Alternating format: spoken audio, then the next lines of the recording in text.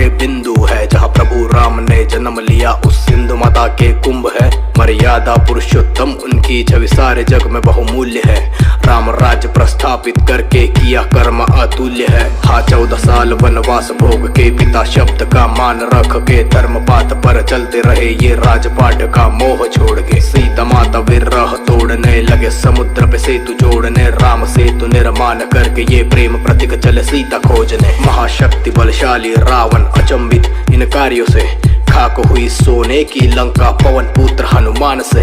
तीनों लोक विजेता रावण भय उठा थर काप से, त्रिलोक में जय जयकार उठे अब जय जय प्रभु श्री राम के। जय जय श्री राम, जय जय श्री राम, जय जय श्री राम, जय जय श्री राम।